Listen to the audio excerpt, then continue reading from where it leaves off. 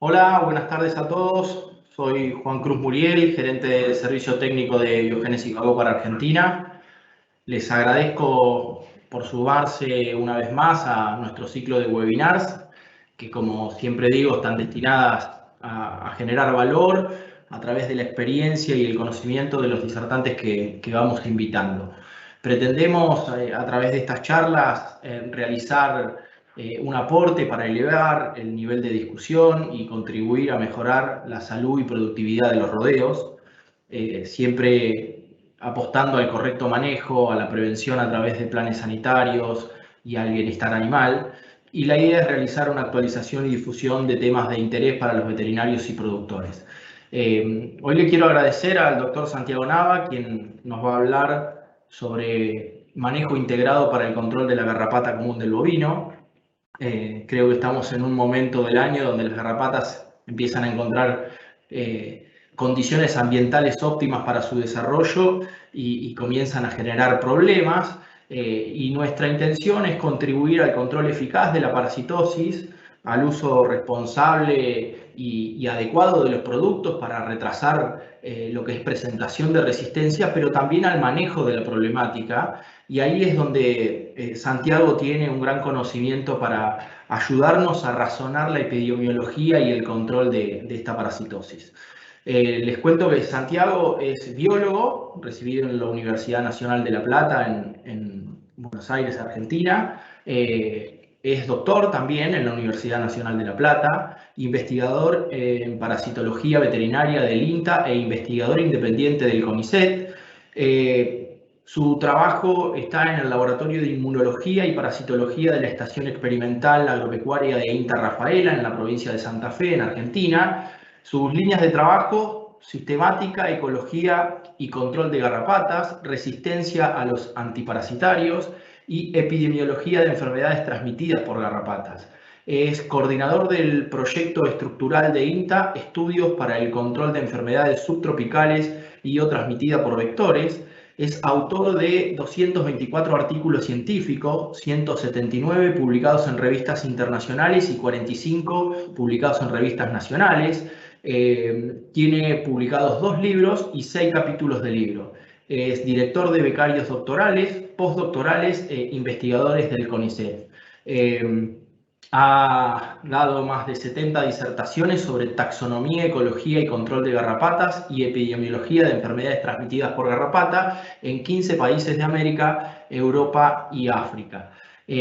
Así que estamos por escuchar a alguien que conoce mucho a este parásito y tiene mucho conocimiento como para ayudarnos a entender la problemática.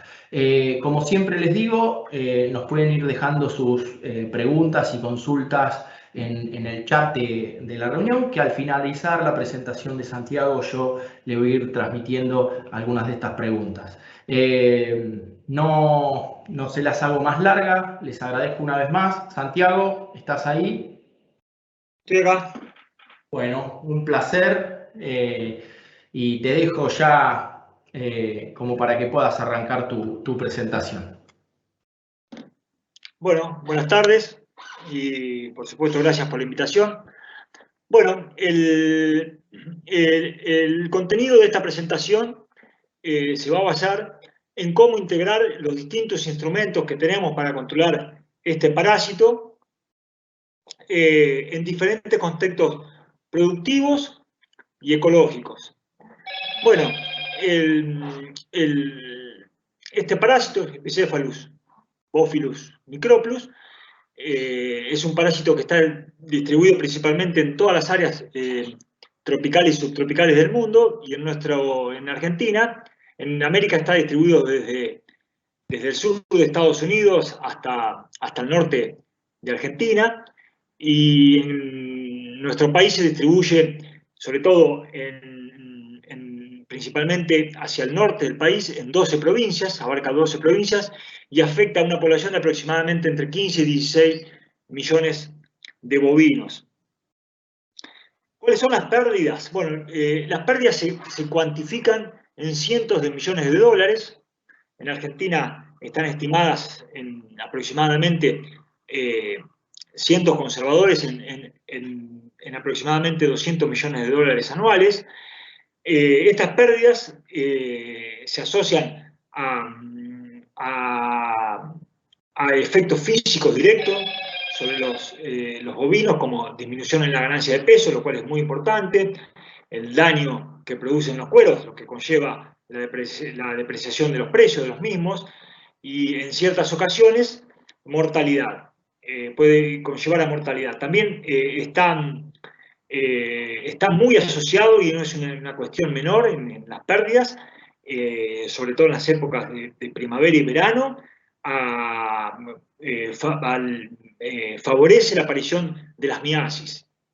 Bueno, otro tipo de costos son todos los asociados al control, por supuesto los costos asociados a la aplicación de los acaricidas, la mano de obra, en el mantenimiento de la infraestructura, por ejemplo, de los bañaderos, y también, por supuesto, a la transmisión de enfermedades, ya que este es un vector, este parásito es un artrópodo, es un vector que puede estar involucrado en la transmisión de anaplasma marginales, pero sobre todo es el vector exclusivo de los dos agentes causales de la babesiosis bovina, que son Babesia bovis y Babesia bigemina. Así que sus efectos no solo se deben al parasitismo per se, sino también a su papel como vector de enfermedades. Bien, ¿cómo es el ciclo? Esta parte es muy importante porque básicamente es la que determina la infestación en los bovinos, conocer este aspecto del parásito, pero también cómo instrumentar los métodos, es fundamental para instrumentar los distintos métodos de control disponibles. Bueno, el ciclo se divide en dos fases, una fase parasítica y una fase no parasítica. La fase parasítica es la que se da, por supuesto, sobre los bovinos, y está compuesta por 3 estadios, 2 inmaduros, que son las larvas y las ninfas, los cuales van a dar origen a los adultos. Todo se da sobre el mismo individuo, esta fase del ciclo, por eso se llama un ciclo de un solo hospedador, o sea que las larvas acceden a los bovinos, más o menos a los 5 días se van a transformar en ninfas. Estas ninfas se van a alimentar y van a mudar a los adultos, machos y hembras. Las hembras, sobre todo, se van a alimentar, van a copular con los machos, y una vez que copulan, se ingurgitan y se transforman en lo que se llama la telogina, que es esta hembra que se señala aquí con el cursor, que es el estadio más patente sobre los bovinos, ese espécimen gordo y gris que se ve, se llama telogina, que es la hembra alimentada y fecundada. Esa hembra, más o menos entre el día 21 y 23, la mayoría, esa es la moda, el tiempo modal, se desprende del bovino y cae en la pastura, en el ambiente. Bien, y ahí comienza la fase no parasítica, que es la fase no visible, pero es la más importante del ciclo, porque es la que determina el número de generaciones anuales y los niveles de infestación en un potrero dado. ¿Cómo se compone esa fase parasítica? Por supuesto, de estas teloginas que van a estar oviponiéndose, poniendo huevos, de estos huevos que van a estar lamiendo, incubándose, y de esos huevos van a eclosionar las larvas que van a dar origen al ciclo. Bueno, esta fase del ciclo, que aquí marco que es la no parasítica, va a depender, como dije anteriormente, va a determinar el número de generaciones anuales y el nivel de infestación de las pasturas. Y es el punto clave en cualquier método de control, cómo se actúa sobre esta fase del ciclo, que va a diferir de acuerdo a distintas condiciones ecológicas. No es lo mismo el NEA, el noreste de la Argentina, que el noroeste. Y tampoco es lo mismo en las distintas estaciones del año. Fíjense aquí, para esquematizar, tengan en cuenta los colores que estoy marcando ahí, de los distintos periodos de preoviposición, que es lo que tarda una hembra en comenzar a oviponer, a poner huevos, el periodo de incubación de los huevos, que ahí está mostrado con el color verde, y lo que viven las larvas, la máxima longevidad larval hasta que encuentren un bovino. Esas larvas pueden encontrar un bovino en un plazo de 2 o 3 semanas, o pueden tardar meses. Bueno, esa longevidad, el tiempo que aguanten viva esa larva, va a depender de las condiciones ecológicas y de la época del año. Esto es lo que pasa con la fase no parasítica, más o menos la estructura en el noreste de la Argentina, que es el área más favorable para este parásito. Fíjense que esta fase no parasítica, en los meses, en el fin de la primavera y comienzo del verano, como en enero, en diciembre, en noviembre y en diciembre, es corta. Dura el periodo desde que una hembra cae hasta que nacen las larvas, es más o menos de 30 a 40 días.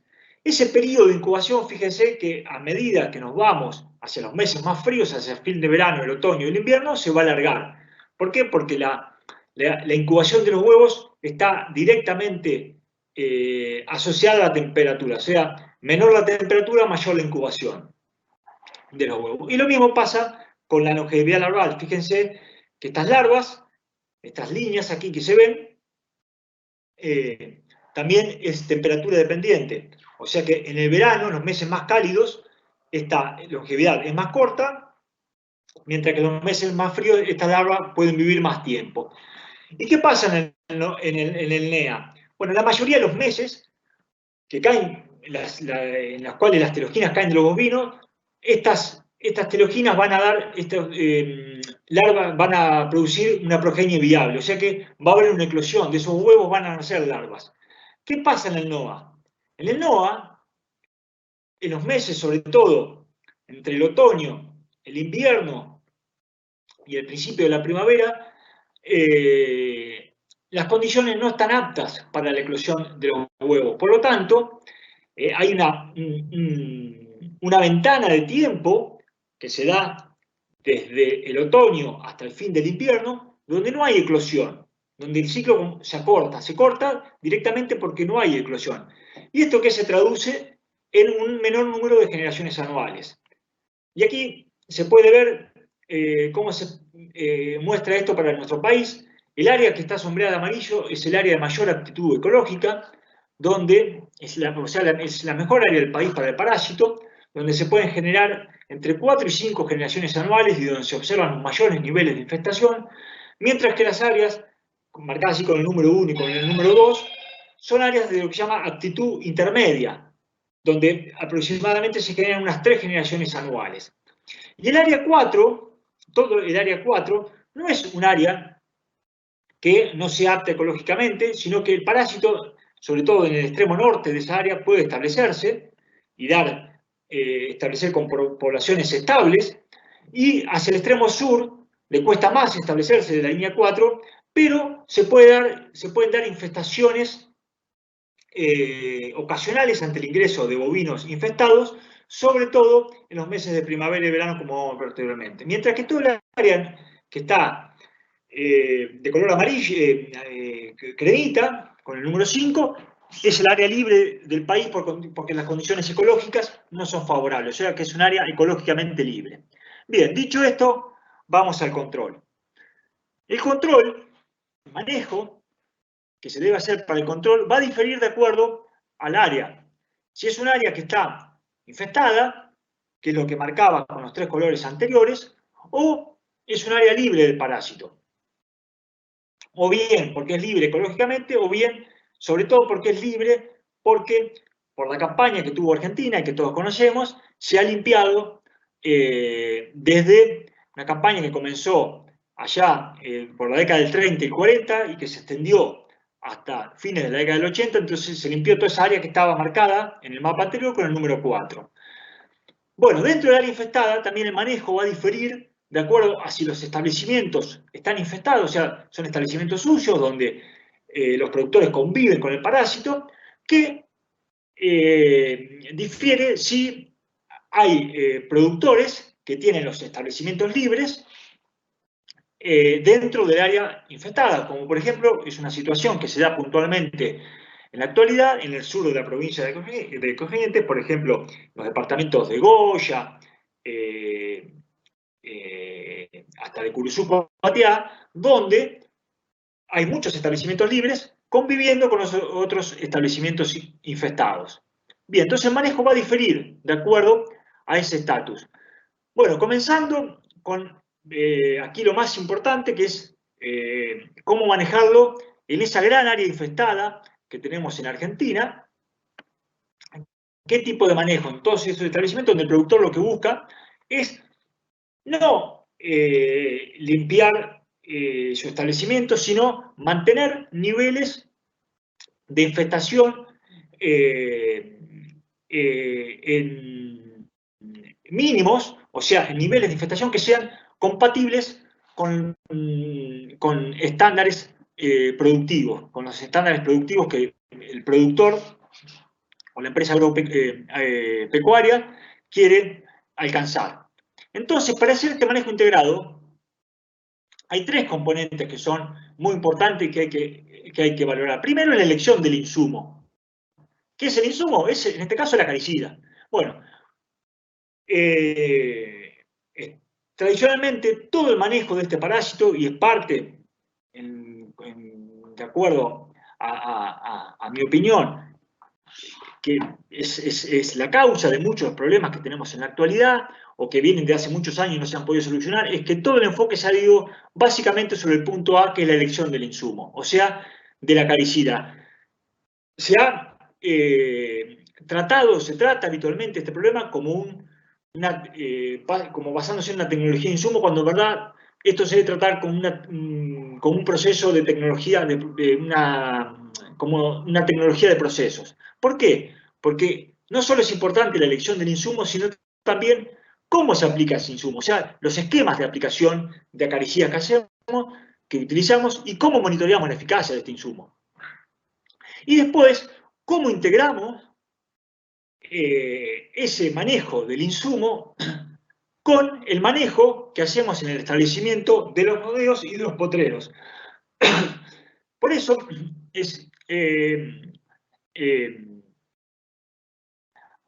hay que considerar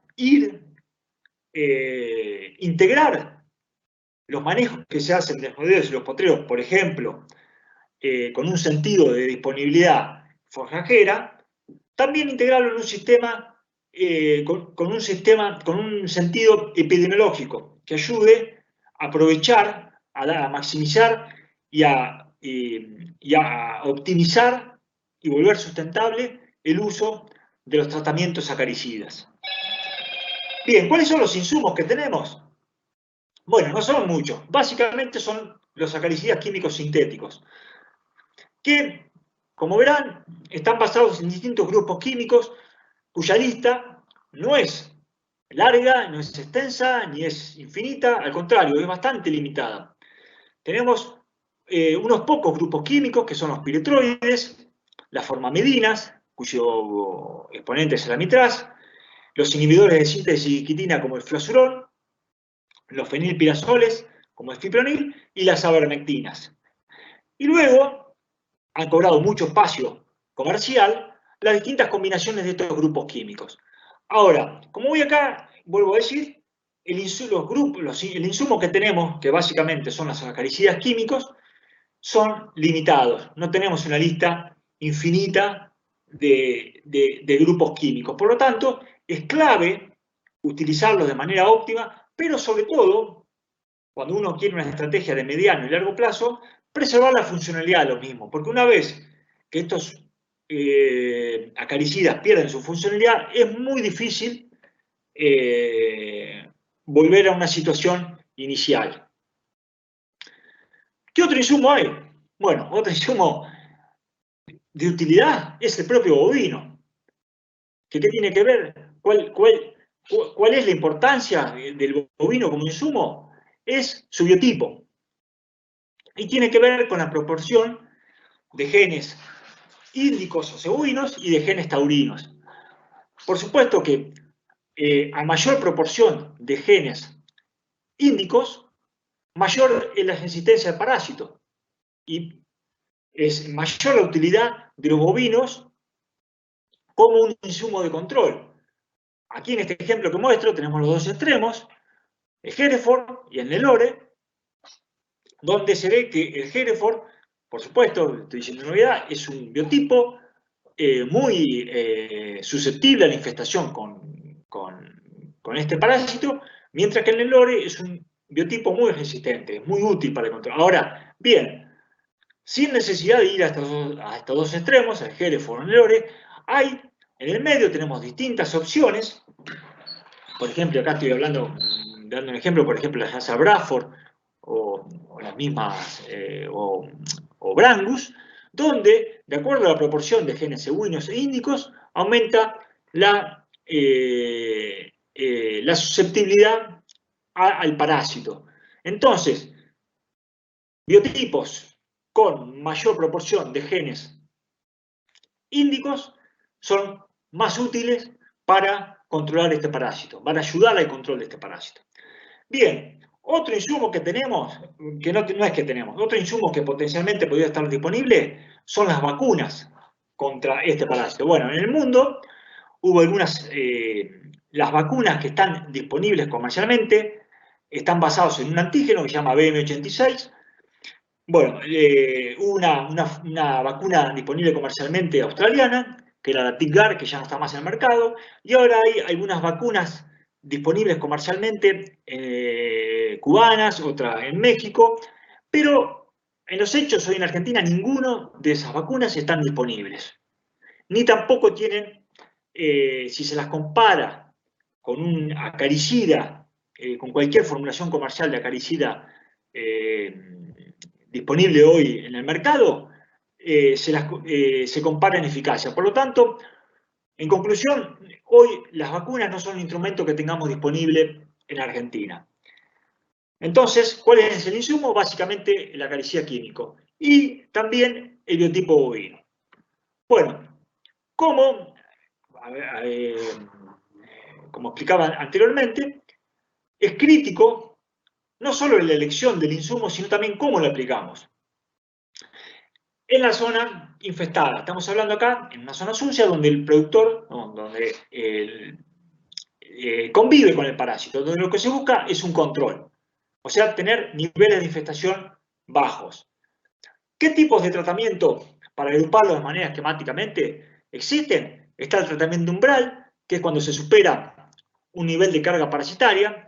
¿Cuál es el problema de esto? Es que es muy subjetivo determinar cuál es el nivel de carga parasitaria. Y también depende sobre la capacitación del personal que está en la manga, que trabaja cotidianamente con los animales, para detectar y evaluar la carga. Ese es uno de los principales limitantes de este tratamiento umbral.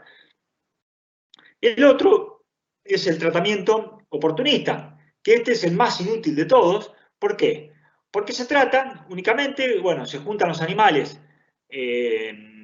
para alguna vacunación o por algún otro motivo y ya se aprovecha que se juntan y se los trata, o bien con algún purón, con un acaricida inyectable, o bien se los pasa por el baño. Este de los tres es el menos aconsejable. Y después hay un método, que es el control estratégico, que se basa en la aplicación de tratamientos acaricidas en no más de 3 o 4 por año, entre el fin del invierno y el fin de la primavera. O sea, los tratamientos están concentrados en una determinada época del año. ¿Qué permite este control estratégico? Que muchas veces, en cuanto a eficacia, puede ser similar al umbral. Ahora, ¿cuál es la ventaja del control estratégico? El control estratégico es que nosotros podemos ya tener predefinido un esquema de control que nos ayude a integrarlo a un calendario de manejo sanitario en un establecimiento. Y también nos va a permitir un manejo más predecible que con el tratamiento umbral. Aunque en cuanto a eficacia, en determinadas circunstancias pueden ser similares. Bueno, ¿cómo son estos dos tipos de tratamiento, el umbral y el estratégico? Comenzando por el estratégico. Ahí en línea azul pueden ver cómo es más o menos esquemáticamente la dinámica de infestación natural del Bófilus microplus sobre los bovinos, donde se ve que hay una tendencia creciente desde la primavera hacia el otoño, en cuanto al nivel de infestación. Entonces, ¿qué se busca con el control estratégico? Con el control estratégico lo que se busca es concentrar los tratamientos entre el fin del invierno y el principio de la primavera y el fin de la primavera, a fin de impedir que las primeras generaciones, las generaciones más pequeñas en cuanto a abundancia de el fin del invierno y la primavera, generen o se transformen en las generaciones del verano y del otoño, que son las más numerosas. Entonces, si nosotros logramos que el número de parásitos que prosperan entre el fin del invierno y la primavera disminuya, sea menor, vamos a lograr que las generaciones del verano y del otoño, como consecuencia, también sean menores, como habíamos mostrado anteriormente. Entonces, ¿cómo es más o menos este tipo de esquemas? ¿Cómo se define el intervalo entre los tratamientos que vamos a hacer? Por ejemplo, 3 tratamientos, contabilizando el poder residual absoluto del acaricida, de la droga, de la formulación comercial que elijamos, sumándole un periodo de aproximadamente 10 días, que puede fluctuar entre 7 y 12 días. Entonces, ¿cómo es el esquema? Vamos a suponer, hacemos un primer tratamiento a principios o entre fin de agosto y mediados de septiembre, por ejemplo, con una droga que tiene 23 días o 23 días de poder residual absoluto. Bueno, el segundo tratamiento, ¿cuándo se hace? Y más o menos entre el día 33 y 35, ¿no es cierto? Ahí aplicamos la segunda droga, que va a caer más o menos en octubre. ¿Y cuándo se hace el tercer tratamiento? También el tercer tratamiento se va a hacer sumando, como en el caso anterior, vamos a suponer que usamos una droga, por ejemplo, una droga que tiene 30 días. Bueno, entonces el tercer tratamiento se va a hacer a los 40 días, entre 40 y 42 días posterior al segundo tratamiento. Entonces, ¿qué logramos? Tener una cobertura entre el fin del invierno y el fin de la primavera. ¿Y a qué se deriva en esto? Fíjense lo que está marcado con las líneas negras, que es el grupo tratado con el control estratégico, y como una dinámica natural de infestación, que es lo que está marcado con con la línea punteada. Entonces, ¿qué logramos? Que nunca estos niveles de infestación estas generaciones de la primavera, del fin del invierno a la primavera, prosperen y generen estos picos que se ven en verano y en otoño. Vamos a tener siempre, fíjense, un nivel de infestación bajo, con únicamente 3 tratamientos anuales. En ocasiones, cuando logramos niveles de infestación que llegamos al tercer tratamiento con nivel de infestación muy bajo, bueno, una opción es diferir ese tratamiento del fin de noviembre y principio de diciembre a fin de febrero o marzo. Eso también es útil. Pero en muchos, sobre todo en zonas del NEA, del noreste de nuestro país, esto a veces no se logra. Incluso el desafío es tan grande que incluso con 3 tratamientos no alcanza y a veces es conveniente un cuarto tratamiento en el otoño, en abril, fin de marzo, abril o principios de mayo. Entonces, estas son distintas alternativas que tiene este método de control. Siempre es conveniente que los primeros tratamientos, tanto el primero como el segundo, se lleven a cabo con una droga de larga acción. Y el tercero, con una droga diferente a las que se han usado en los primeros tratamientos, por supuesto. Una opción es, en vez de hacer un tratamiento con una droga de larga acción, es hacer 2 aplicaciones de una droga con un menor poder residual absoluto. Eso es una opción, si no se dispone. Pero lo conveniente siempre, el primero y el segundo tratamiento, es una droga de larga acción. Fíjense acá un esquema, estoy mostrando, de la aplicación de estos esquemas de control estratégico en el largo plazo, es un trabajo de 3 años. Fíjense que en 3 años, es en un periodo de 36 meses, se aplicaron únicamente 9 tratamientos, o sea, 3 por año.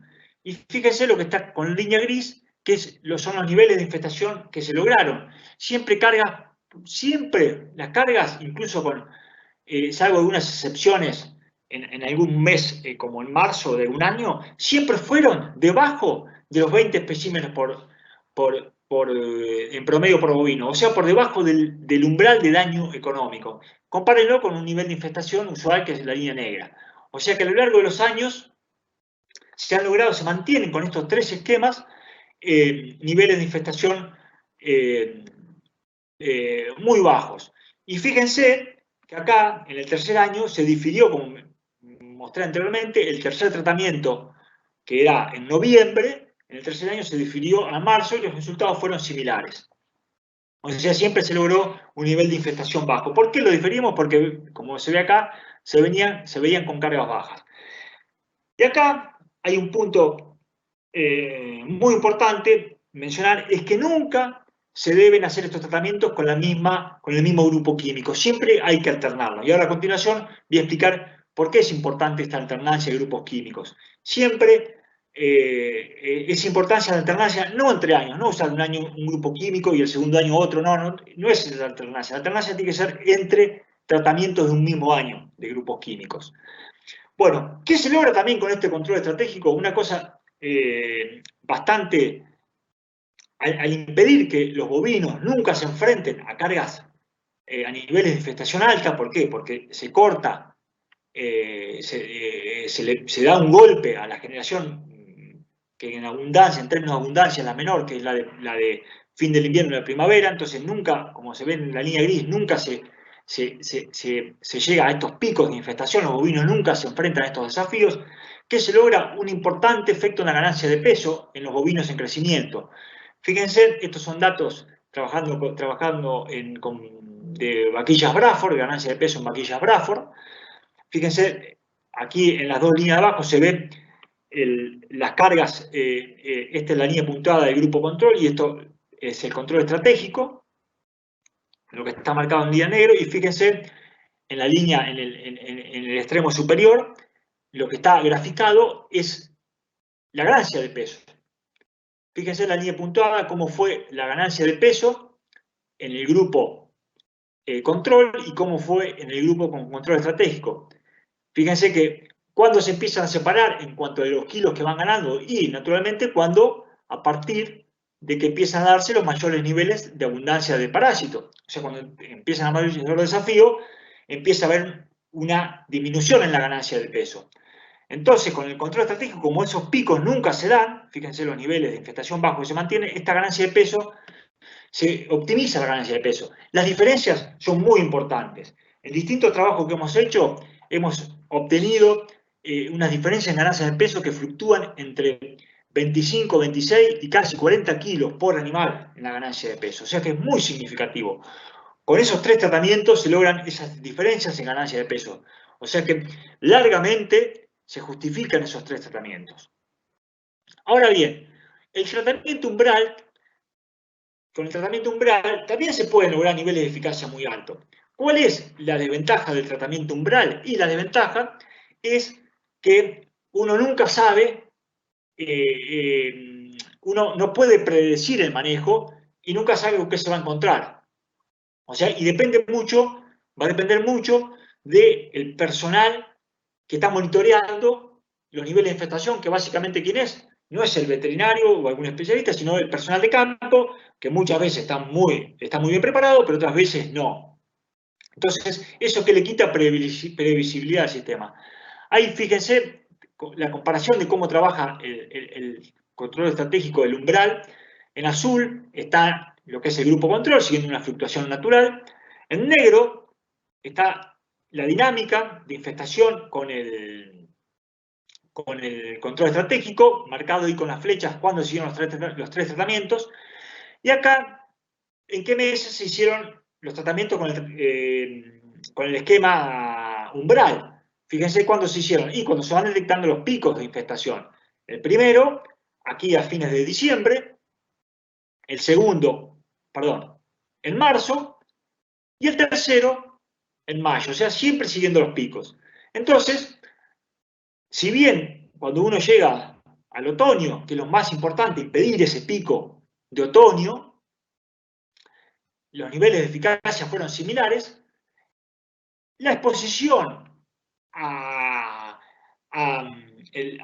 los parásitos difirió. Fíjense que el número total de especímenes acumulados en el grupo de tratamiento umbral fue casi 2 veces, duplicó en magnitud al del control estratégico. O sea que el tratamiento umbral, en conclusión, puede ser un mecanismo que funciona. En ciertas ocasiones funciona. No hay que descartarlo. Y tampoco uno brega a favor del estratégico, sino que lo que es importante dejar claro que son alternativas que tiene el productor de acuerdo a las condiciones de manejo y al tipo y a la capacidad y a calidad de personal que tenga en el establecimiento. Ahora bien, lo que no permite este control umbral es como dije anteriormente, y quiero ser enfático con eso, un manejo programado y ya prediseñado que permita integrarlo a un calendario sanitario en el establecimiento. Y ahora bien, esto, como decía anteriormente, no es únicamente decir, bueno, aplico el esquema de tratamiento umbral o el control estratégico y listo, me olvido del sistema. Acá entra lo que mencionaba anteriormente, que es el manejo de los potreros y de los animales. Fíjense la situación hipotética de un establecimiento que tenga 6 potreros, de los cuales, al momento de iniciar nuestros esquemas de control estratégico, por ejemplo, los animales se distribuyen en 4 potreros. Porque de acuerdo. Entonces, ¿qué es lo que se trata con estos esquemas de control? Por eso fui tan enfático en la fase no parasitaria del ciclo. Lo que se trata en última instancia es la pastura, que es donde está el parásito. La mayoría, piensen ustedes que más del 90% de los parásitos que hay disponibles en un potrero no están sobre los bovinos, están en la pastura. Entonces es muy importante, lo que se hace con este control estratégico o con otro esquema de control, es usar al bovino como un vehículo para controlar la infestación en las pasturas. Entonces, ¿por qué se evita, por ejemplo, en el control estratégico que aumenten, que se evita esos picos del verano y del otoño? Porque se lograron pasturas más seguras con menor nivel de infestación. Entonces, los bovinos en el verano y en el otoño no están expuestos a un alto desafío en las pasturas, porque el nivel de la carga con larvas es menor. Ahora bien, vamos a suponer, dicho esto, esta situación. ¿Qué tratamos en los hechos? Tratamos esos 4 potreros que es donde estaban los bovinos. Ahora, ¿qué pasa si yo hice el tratamiento en septiembre, en octubre, noviembre, o hice un umbral a fines de noviembre, y yo a fines de diciembre, por cuestiones de manejo y disponibilidad forrajera, muevo los animales a 2 potreros que no habían sido tratados? ¿Por qué? Porque no tenían bovinos, por lo tanto, no estuvieron sujetos a ese tratamiento. Entonces yo decido, tengo que mover esos animales ahí. Entonces, ¿qué sucede ahí? Es como que no lo hubiese tratado. ¿Por qué? Porque estos bovinos que pasaron a estos 2 potreros sí fueron tratados, pero no los potreros. Entonces, ahí no existe más el control. Cualquier control que hayamos usado previamente, ya sea estratégico o umbral, es como que no existió. ¿Por qué? Porque estas pasturas no estuvieron tratadas. Por lo tanto, es conveniente, si se hace ese movimiento, volver a tratar los bovinos al ingreso a estas nuevas pasturas, a estos nuevos potreros. ¿Por qué? Porque esos potreros no fueron tratados. Entonces, es importante considerar estas cosas en el manejo. Que lo que estamos tratando en última instancia, cuando aplicamos un esquema de tratamientos, es el potrero donde están los bovinos en ese momento. Entonces, si esos bovinos luego pasan, por más que el control haya sido muy eficaz, a potreros que no han sido tratados, es como que volvemos a foca cero. Por lo tanto, es conveniente, ante esas situaciones, volver a hacer un tratamiento, preferiblemente con una droga de larga acción, al ingreso de los bovinos a esos potreros que previamente no habían estado ocupados. Bien. Y otra cuestión, yo ya hablaba de alternancia de las drogas, de no usar los mismos grupos químicos en los tratamientos sucesivos. ¿Qué sucede acá? Acá, vamos a suponer que acá usamos una droga A y una droga B. Entonces decimos, bueno, ¿no puedo volver a usar la droga A y la B? No, porque ustedes piensen que lo que estuvo, la población de parásitos que estuvo que estuvo expuesta a esa droga A y B es la que ocupaban los potreros que habían sido tratados previamente, no estas. Entonces podemos volver a usar una misma molécula al ingreso a un nuevo potrero. ¿Por qué? Porque el universo de larvas que estaban en estos potreros nunca estuvieron expuestos a la droga que se habían usado en los potreros previamente en los otros potreros. Entonces es importante, vuelvo a decir, considerar estas cuestiones cuando se aplica un tratamiento. Los manejos de los potreros. Ahora bien, ¿cuál es otro instrumento que tenemos que nos puede ayudar, que en determinados contextos, en determinados establecimientos se puede utilizar? Es el descanso de la pastura. O sea que una pastura que estuvo descansada, o sea, sin bovinos por un determinado tiempo, es una pastura más segura. O sea que el nivel de infestación es menor. ¿Por qué? Porque las larvas que están disponibles en una pastura en un momento dado no son eternas. No viven eternamente, tienen un periodo, como mostré anteriormente, en la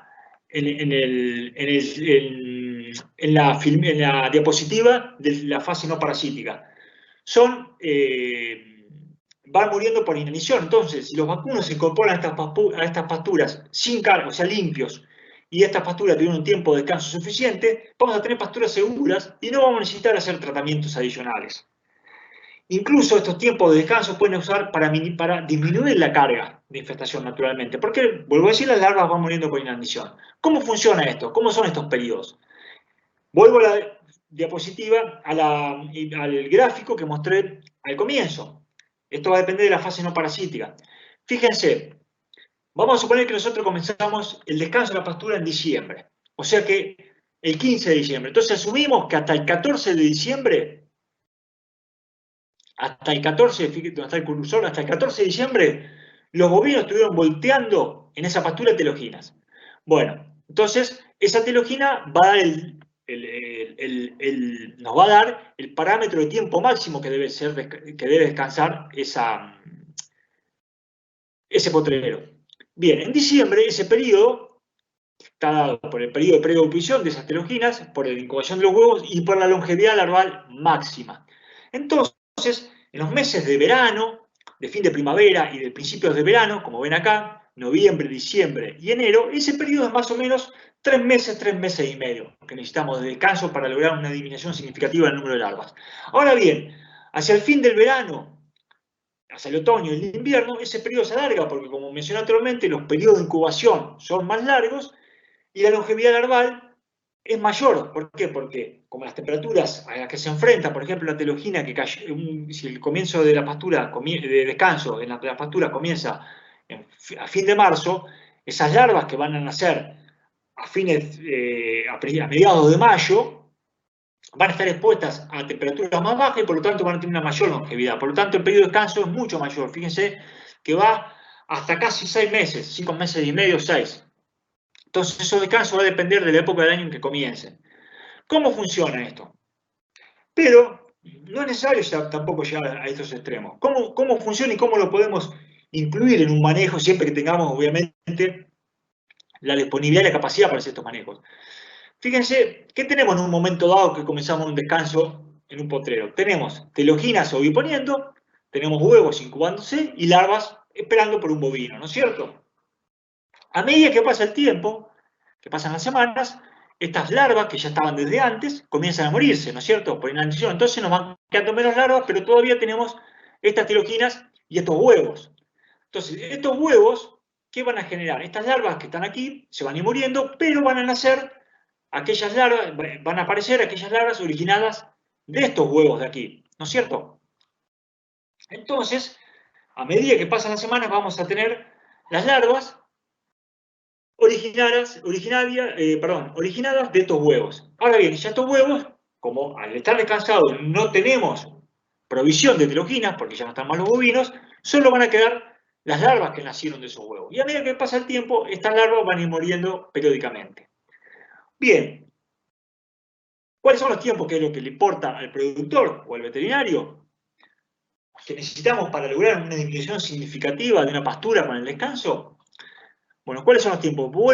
Esto va a depender, vuelvo a decirlo, de la época del año en que comienza el descanso. Imagínense acá, acá van a ver estas 3 potreros, en verdad es el mismo potrero, lo que pasa en secuencias temporales distintas.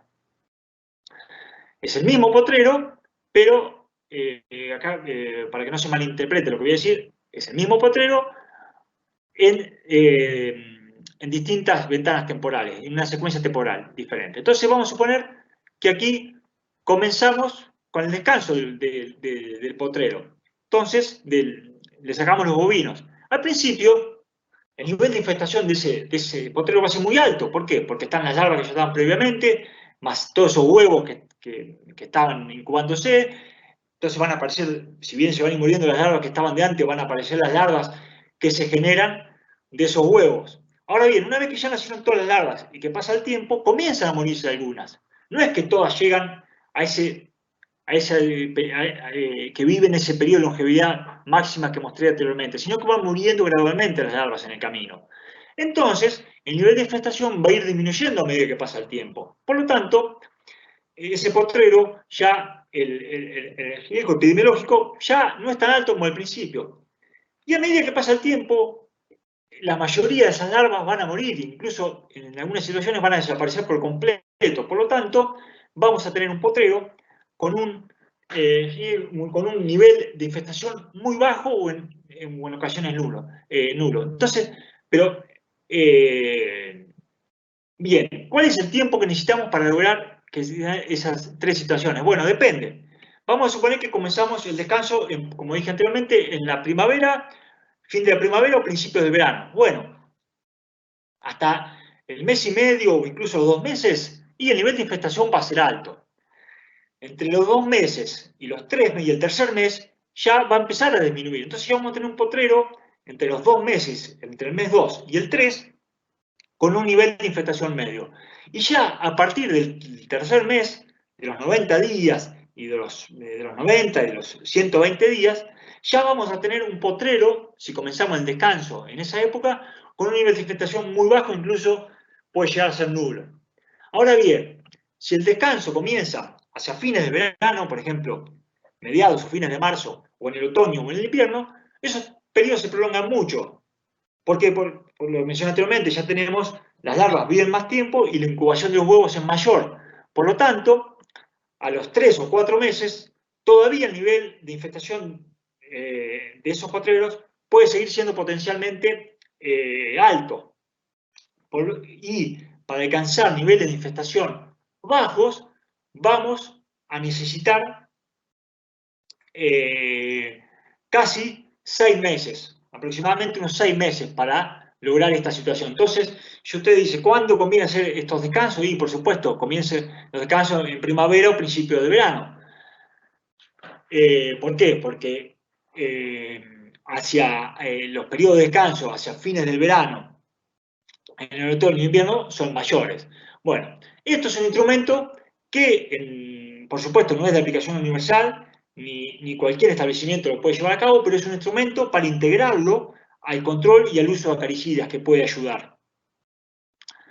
Ahora bien, otro aspecto importante que hay que tener en cuenta, no solo, como mencioné anteriormente, para ir por orden, no solo elegir un insumo, el esquema de cómo se aplica ese insumo y cómo se integra eso al manejo de los potreros y del movimiento de los animales entre potreros, sino también a cómo monitorear la eficacia de ese producto. ¿Y cómo se monitorea?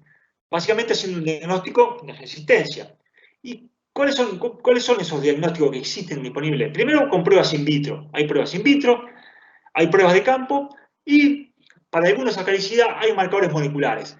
Bueno, esos marcadores moleculares están limitados a determinadas moléculas y tienen una limitante de aplicación muy importante. Por lo tanto, no es un método práctico y disponible para Pictoroid. Entonces, ¿cuáles son los dos métodos? Son las pruebas de campo y los bioensayos o pruebas in vitro. Bien, ¿cuáles son las pruebas in vitro que tenemos? Son las pruebas de inmersión de adultos, de inmersión de larvas y el paquete de larvas. Bueno, esas drogas de inmersión de adultos, inmersión de larvas y paquete de esas pruebas están dispuestas para la mayoría de los grupos químicos que se usan en formulaciones comerciales acaricidas. Por ejemplo, de inmersión de adultos está para piretroides, para mitraz, para ivermectina, para la combinación de fosforados y piretroides. Y la inmersión de larvas, y tanto las pruebas de larvas de inmersión o del paquete de larvas, están disponibles para la ivermectina y para el fipronil. Pero estas pruebas tienen ventajas y limitantes. ¿Cuáles son las ventajas de la prueba de inmersión de adulto? Y que a los 15 días el productor ya tiene un resultado. Eso es lo importante. Ya el plazo en que el productor obtiene una información es corto. En 2 semanas lo tiene como máximo. ¿Cuáles son las desventajas? Primero, la logística. ¿Por qué? Porque estas pruebas necesitan teloginas y un número muy importante de teloginas, un mínimo de 40 teloginas, esas hembras gordas. Y tiene que llegar al laboratorio donde se hace la prueba a las 24 o a las 48 horas después de haber sido colectadas. Por lo tanto, es una limitante logística muy importante. Entonces, no es muy fácil, no es muy factible, primero conseguir ese número de teloginas y luego hacerlas llegar en tiempo y forma al laboratorio. En cuanto a logística, las pruebas de larva tienen una ventaja, que con unas poquitas teloginas ya podemos hacer una prueba. ¿Por qué? Porque trabaja sobre la progenie, sobre los miles de huevos que pone cada telogina. Entonces, con unas pocas teloginas ya podemos hacer la prueba de larva. También logística. Como no importa que al laboratorio la telogina llegue o poniendo, lo importante es que llegue viva, la telogina, entonces no tenemos esa urgencia de que llegue al laboratorio a las 24 o a las 48 horas. Puede llegar a la semana, incluso a los 15 días. No hay problema con eso mientras la telogina, vuelvo a decir, llegue viva. Entonces es una ventaja. Y después, otra ventaja también es que en las pruebas de inmersión de adultos muchas veces usan formulaciones comerciales, mientras que acá usamos la droga técnica. Y también que en simultáneo, con una sola muestra, podemos evaluar en simultáneo distintos principios activos. ¿Cuáles son las desventajas? Primero, la desventaja del laboratorio, que es poner a punto la técnica, pero bueno, eso no incumbe ni al productor ni al veterinario. Pero la más importante es que hasta los 2 meses y medio, el productor no tiene resultado. O sea que va a tardar casi, lo va a tener a 2 meses y medio o 3. ¿Por qué? Porque hay que esperar que nazcan los huevos, que nazcan las larvas. Los huevos tienen un periodo de incubación. Y luego esas larvas tienen que tener una edad, hay que dejar pasar por lo menos unos 15 días. ¿Cuál es la alternativa a estos bioensayos? Estos bioensayos, por supuesto, son útiles y los productores y los veterinarios deberían instrumentarlos con más frecuencia. Pero hay otro método, que son las pruebas de campo. Estas pruebas son orientativas. Ahora, los bioensayos. Ahora, las pruebas de campo son definitorias. Nos dicen si tenemos un problema a esa droga o no, siempre y cuando el tratamiento se haya llevado a cabo de manera adecuada. ¿Cómo se hace una prueba de campo? Una prueba de campo es bastante sencilla. Necesitamos 2 grupos de animales centinelas. Por ejemplo, tenemos 500 animales. Bueno, con 2 grupos de 10 animales ya podemos hacer una prueba de campo. A un grupo de 10 animales lo tratamos con la formulación comercial que queremos evaluar y los otros 10 lo dejamos como un grupo testigo. Y acá es muy importante hacer el tratamiento de manera adecuada, porque por ahí puede ser que no estemos evaluando resistencia, sino que el problema de la disminución en la eficacia es que el tratamiento no se hizo de manera adecuada. Por ejemplo, si usamos un baño y el pH de ese baño para la droga con el que está cargado no es el adecuado, el problema no es de susceptibilidad, sino de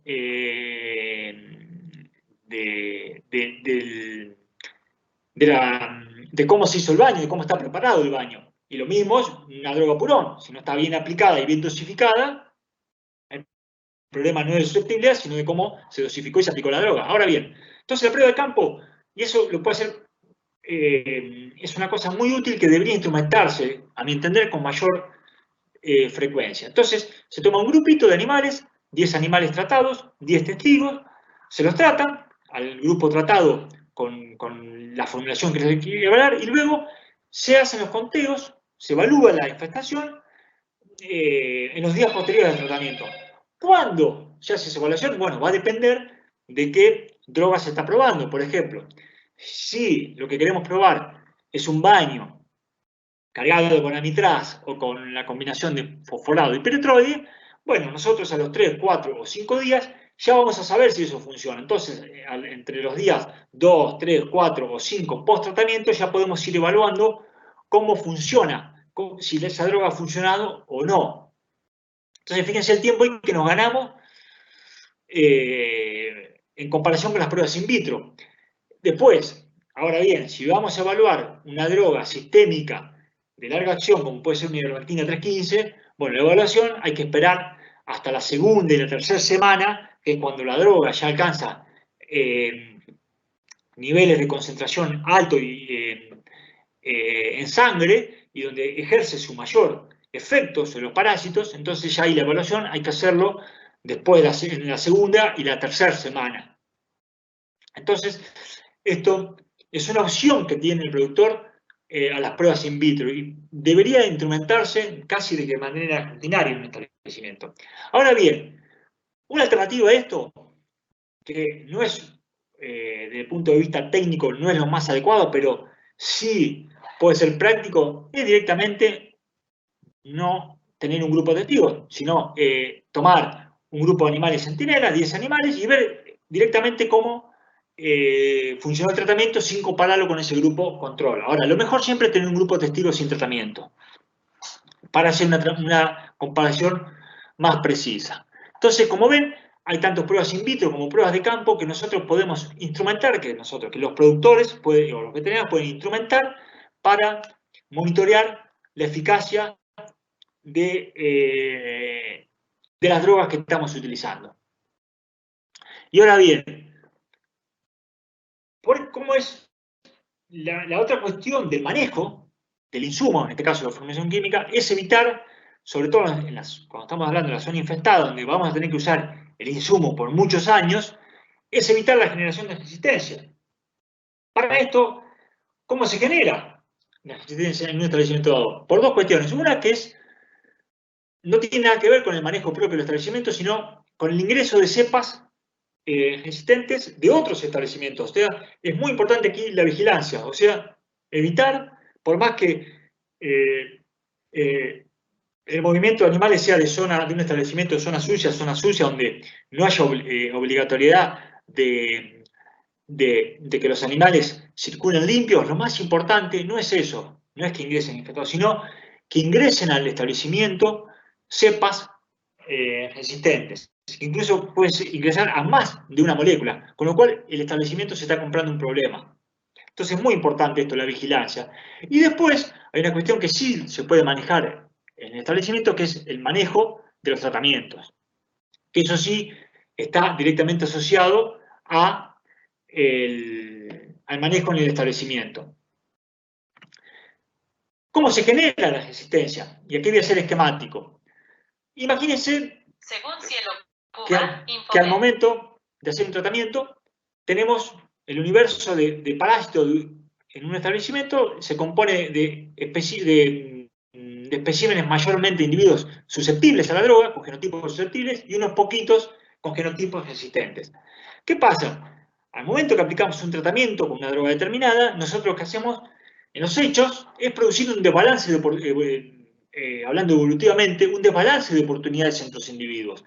¿A quién le damos más oportunidad de dejar progenie? A los resistentes. Por lo tanto, la proporción, porque vamos sacando del sistema a los susceptibles y vamos dejando a los resistentes. Por lo tanto, a medida que pasan las generaciones, la proporción de genotipos resistentes en nuestro establecimiento va a aumentar. Y si seguimos manteniendo el factor de presión de selección, en este caso, que es la droga, vamos a llegar a una situación donde el universo de genotipos resistentes aumenta. Por lo tanto, y ahí cuando ya estamos en esta situación, es cuando se manifiesta la eficacia de la acaricida y donde ya es tarde. ¿Por qué? Porque fíjense, la mayoría de los genotipos que tenemos en nuestro establecimiento son resistentes. Bien. Fíjense, y acá voy a poner un ejemplo de la situación, de cómo se genera, de cómo funciona la presión de selección que ejerce una acaricida en un potrero, en un establecimiento. Nosotros, al momento de aplicar nuestro tratamiento, tenemos los parásitos que están sobre el bovino que estamos tratando, pero también tenemos lo que mencionaba anteriormente, larvas en las pasturas, huevos y teloginas sobreponiendo. Entonces, cuando aplicamos, por ejemplo, una droga, lo que se está poniendo esa droga es lo que está sobre el bovino en ese momento, más las larvas que acceden al bovino durante el periodo durante el periodo de poder residual absoluto de la droga. Entonces, eso es lo que va a estar expuesto al tratamiento. Por lo tanto, lo que no está expuesto es lo que en el momento en que actúa la droga está en la pastura en forma de huevos o aquellas larvas que por X motivo no se encontraban con un bovino. Ahora bien, fíjense cómo funciona un esquema de control estratégico. ¿Por qué dije anteriormente que eran importantes estos esquemas para preservar la funcionalidad de las drogas y disminuir la presión de selección. Fíjense ese esquema, nosotros hacemos un tratamiento con una droga A de larga acción, luego una droga B de larga acción y luego una droga C con un que no es de larga acción, ¿no es cierto? Entonces, ¿sobre qué está? Al momento de hacer la droga A, esta droga está trabajando únicamente sobre lo que está sobre el bovino en ese momento y sobre estas larvas que están activas, pero no sobre estos huevos y estas teloginas. Obviamente que no, porque no acceden al bovino. Sobre qué va a pasar estos huevos, qué van a generar estos huevos. Estos huevos iban a ser larvas. ¿Y a qué droga van a estar expuestas estas larvas? Van a estar expuestas a la droga B y a la droga C. Entonces la progenie, las larvas que surgen de estos huevos nunca estuvieron expuestos a la droga A, pero sí estuvieron expuestos a la droga B y C. Y así todo, como los periodos de incubación tienen un tiempo que es bastante prolongado, incluso va a haber en estos esquemas las larvas que nazcan de estas teloginas que al momento del tratamiento estaban comenzando a biponer, ni siquiera van a estar expuestos a ninguna de las tres drogas. Entonces, luego que terminamos el tratamiento, como vieron ustedes, no es que con estos esquemas limpiamos el establecimiento, quedan larvas. Y bueno, ¿esas larvas de qué son producto? ¿A qué estuvieron expuestos esas larvas que nos quedan después? Todo ese acervo genético que queda en el establecimiento, de cómo está compuesto luego de estos esquemas de tratamiento. Primero, con larvas generadas por las teloginas que en el momento de hacer el tratamiento estaban comenzando a biponer, por lo tanto nunca estuvieron expuestos a ninguna de las tres drogas. Después por larvas que larvas que se originaron de aquellas teloginas que estuvieron expuestas a la droga A y que sobrevivieron al tratamiento. Por lo tanto, que potencialmente pueden ser resistentes a la droga A. Pero esas larvas nunca estuvieron expuestos a la droga B. A la droga B estuvieron expuestos este segmento de larvas. Entonces, ¿quién puede generar esto? Y las teloginas que sobrevivieron al tratamiento con la droga B. Y lo mismo sucede con la droga C. Entonces, al final del día, ¿cuál es el producto de estas larvas? ¿Son productos de qué? De teloginas, son larvas que nunca estuvieron expuestas a ninguna de las drogas, larvas que estuvieron expuestas a la droga A, como en este caso, pero nunca estuvieron expuestos a la droga B y a la C, larvas que estuvieron expuestas a la droga B, pero no estuvieron expuestas ni a la droga A ni a la C, y larvas que estuvieron expuestas a la droga C, pero no a la droga A ni a la droga B. Por lo tanto, siempre mantenemos individuos susceptibles a alguna de las moléculas que usamos en los tratamientos. Y esto es la base de la alternancia. Y acá quiero hacer gráfico. Fíjense lo que pasa si nosotros no hacemos esa alternancia. Si nosotros hacemos tratamientos sucesivos con la misma droga. Todas estas larvas que se fueron generando mientras nosotros hacíamos tratamiento, el producto de estas larvas que sobrevivieron a todos estos tratamientos, ¿de qué van a ser producto? Algunas pocas van a ser susceptibles, sí, porque son originadas de teloginas que al momento de comenzar el tratamiento se estaban oponiendo y que tal vez nunca estuvieron expuestos a ninguno de los tratamientos. Ahora bien, todas las otras larvas que sobrevivieron, que son originarias de las teloginas que sobrevivieron a estos tratamientos con la droga A, son producto de teloginas que son potencialmente resistentes a esta droga. Por lo tanto, con estos esquemas, sosteniendo tratamientos sucesivos con la misma droga, ¿qué generamos? Generamos una mayor presión de selección y la probabilidad de que estamos pateando en contra de esta droga. ¿Por qué? Porque la mayor parte de las larvas que van a prosperar luego de los tratamientos son originarias de hembras que siempre estuvieron expuestas a la misma droga. Por lo tanto, estas larvas todas estas larvas, la mayor proporción de las larvas que sobrevivieron, pueden ser potencialmente resistentes a la droga A. Y acá, para mostrar, también es importante la alternancia porque no exponer no solo a los parásitos que estamos tratando en el momento, que están expuestos en el momento del tratamiento, sino a la progenie de esos parásitos. ¿Por qué? Acá lo que voy a mostrar es una situación exagerada y que no es exacta, pero sirve para mostrar, es una exageración, qué se genera si nosotros tratamos la progenie de las teloginas, si la progenie es tratada con la misma droga con la que fueron tratadas las madres. Vamos a suponer que en noviembre nosotros hacemos un tratamiento con una droga A, ¿no? Tenemos un universo, una frecuencia de genotipos susceptibles y unos pocos resistentes. Entonces, la droga A va a matar casi todos los susceptibles. Por lo tanto, los genotipos, las teloginas que van a estar oponiendo y generando larvas en las generaciones subsiguientes, van a ser mayormente con genotipos resistentes y la frecuencia de genotipos susceptibles disminuye a medida que pasamos el tiempo. Entonces, ¿qué pasa si nosotros vamos a suponer la progenie? Estos son los tiempos que marqué que se dan naturalmente en el norte de Argentina, ¿no?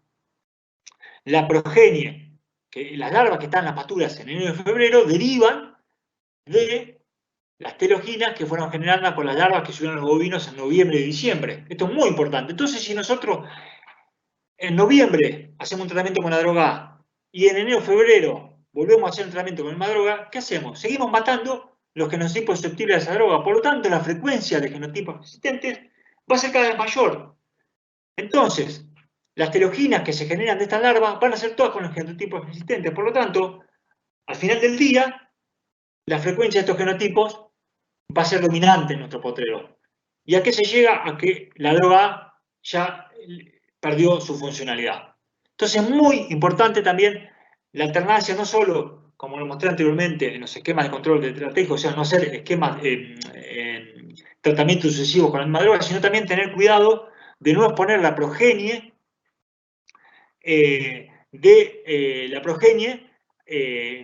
a la misma droga a la que fueron expuestos sus madres, como muestro en esta figura.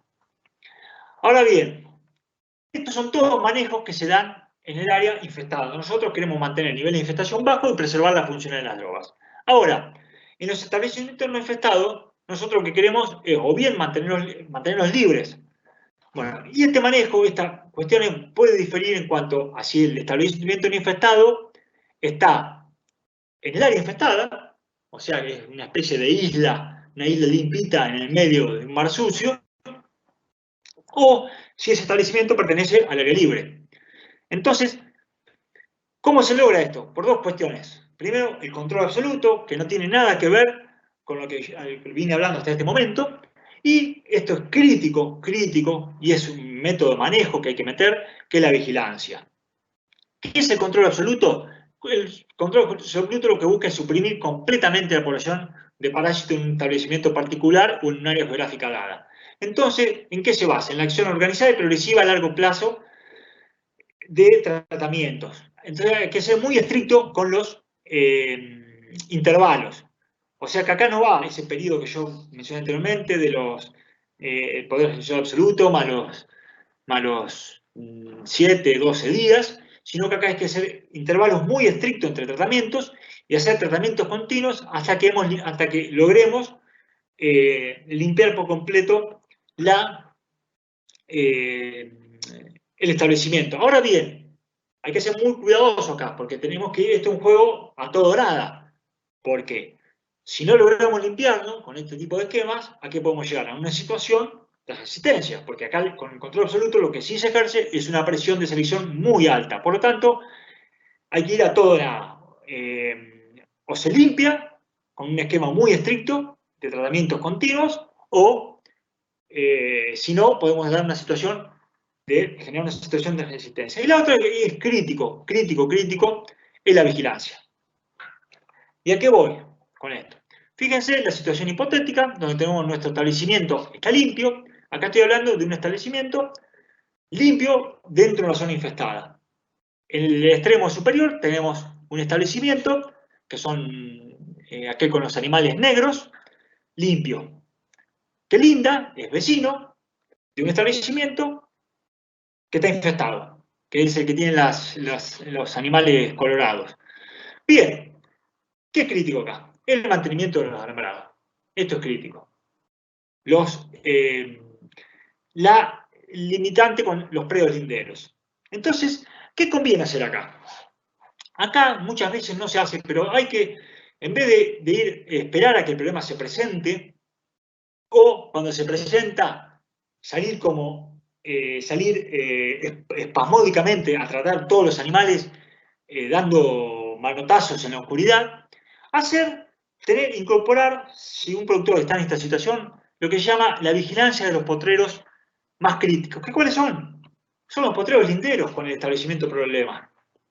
¿Y cómo se hace esto? Esto se puede hacer entrenando al personal para que los animales que están en estos potreros sean vigilados periódicamente, se haga un seguimiento de la infestación. ¿Para prevenir qué? Que si por un accidente o porque algún animales parasitados ingresó a estos potreros, nosotros podamos detectar el problema y evitar mover estos animales a otros potreros que estén limpios y por lo tanto dispersar el problema por todo el campo.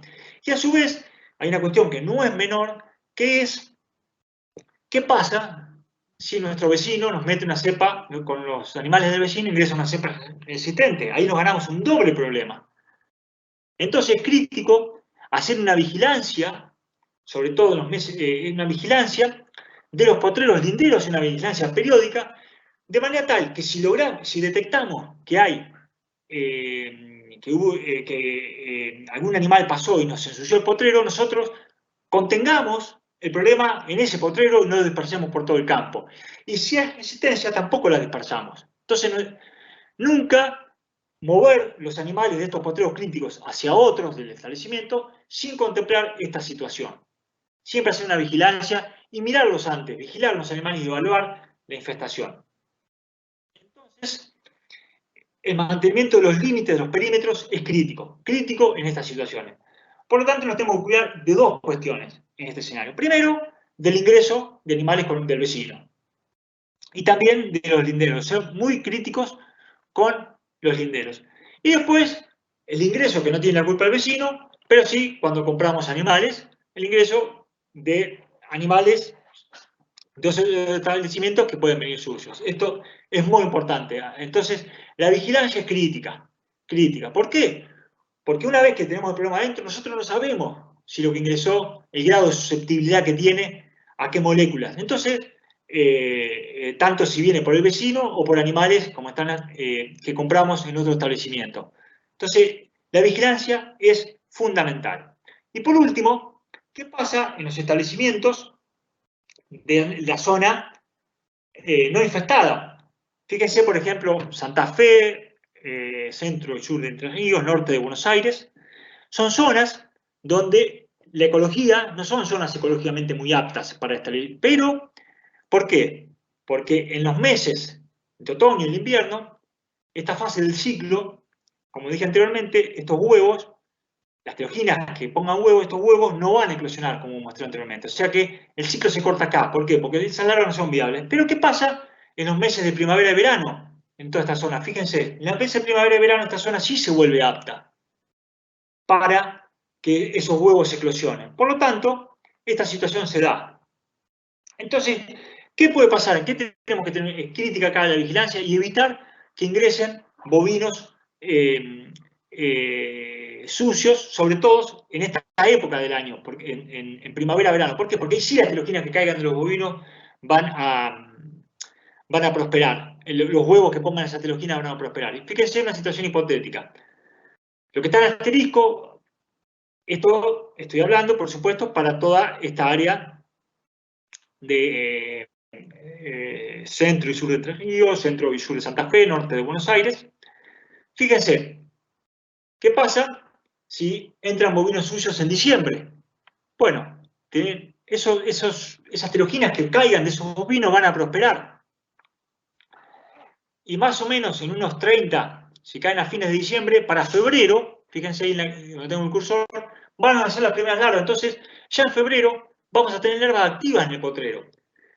Y esas larvas van a sobrevivir más o menos 2 meses, entre febrero y fines de abril. Por lo tanto, entre febrero y fines de abril nosotros tenemos chance de que esas larvas que potencialmente pueden estar infectadas con babella se encuentren bovinos que no tengan una experiencia inmunológica ante estos patógenos y tengamos un brote de babesiosis. Lo mismo pasa si ingresan, por ejemplo, a mediados de marzo.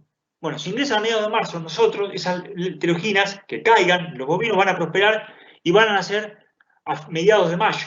Entonces, en junio y julio vamos a tener potencialmente un nivel de infestación. Ya si caen en abril, mayo, junio, julio y agosto y principios de septiembre no van a prosperar.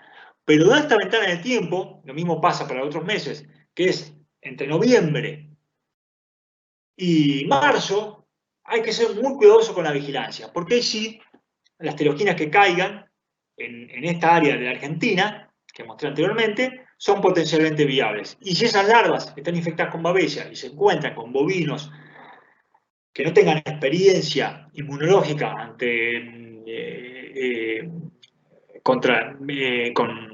asociada a las babecias, podemos tener un brote de babesiosis. Bueno,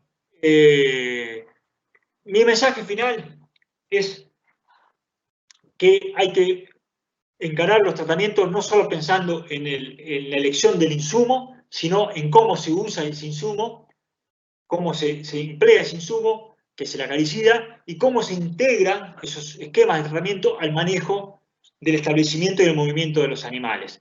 Y en la era de la información es crítico que se empiecen los establecimientos, llévense un registro del periodo de descanso de los potreros, de cómo se fueron moviendo los animales, de fecha de tratamiento, y se integre toda esta información en un sistema de manejo epidemiológico del establecimiento. Bueno, muchas gracias por la atención. Santiago, muchísimas gracias. Excelente. Excelente tu presentación. La verdad que has sido muy claro y has hecho un gran recorrido por lo que considero puntos fundamentales para el control.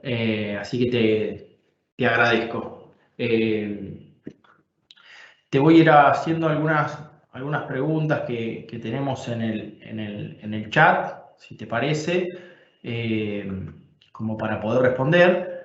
Y bueno, y luego le contamos a la gente que la charla va a quedar en una semana más o menos subida en nuestro canal de YouTube, así que pueden repasar los conceptos que fuiste volcando sin ningún tipo de problema.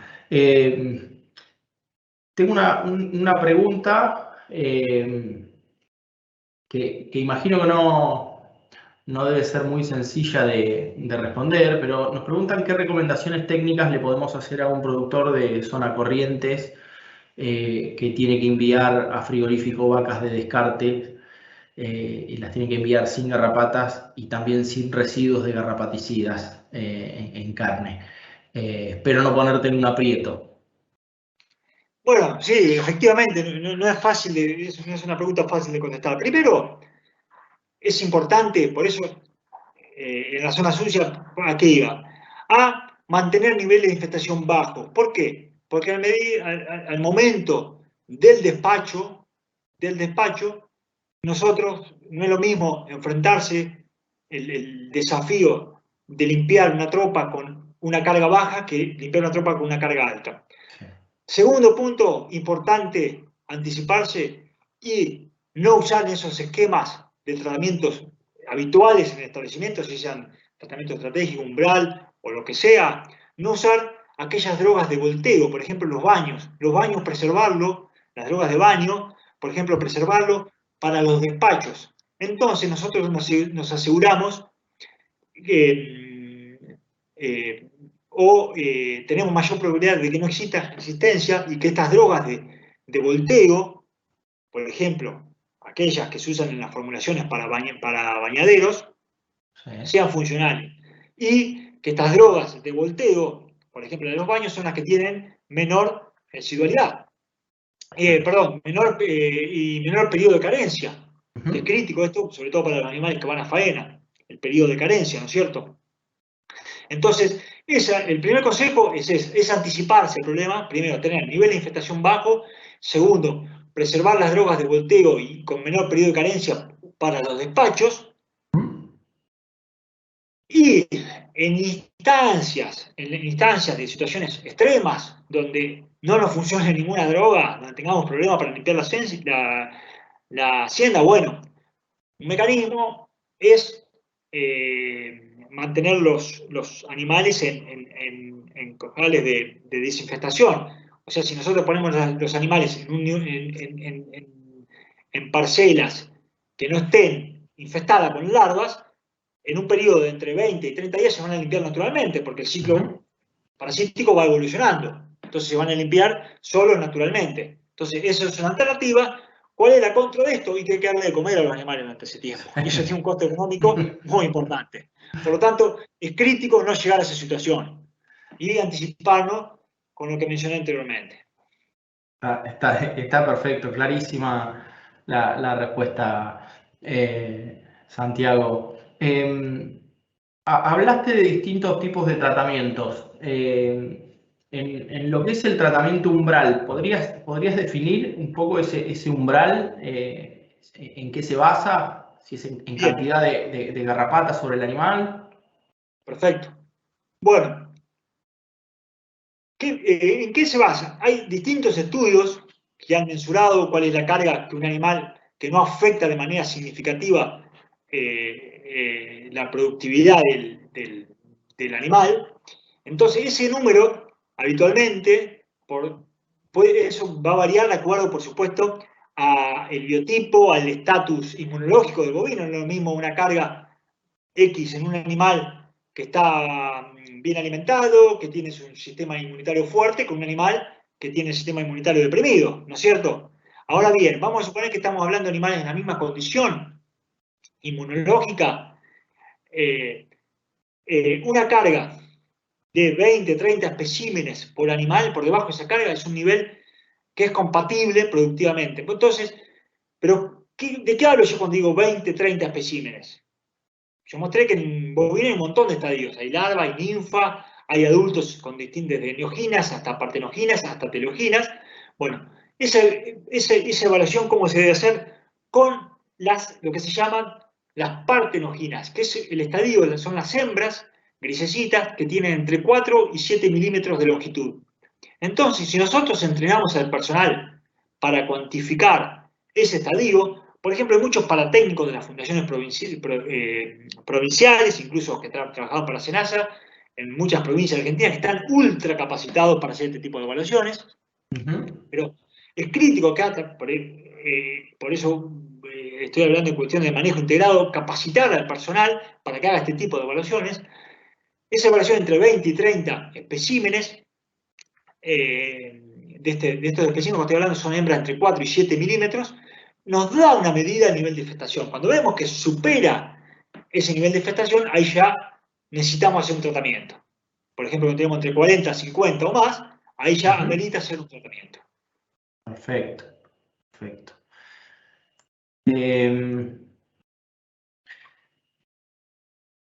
Hablaste también, ahí tenemos algo sobre control estratégico.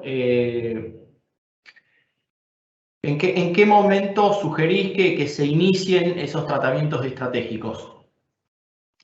Bien, lo mejor de todo es entre fin de agosto y principios de septiembre, bien, aunque tenemos una ventana temporal hasta mediados, hasta la segunda o tercera semana de septiembre. Ya fines de septiembre, principio de octubre, va a depender de los niveles de infestación del establecimiento en el momento que iniciamos el control.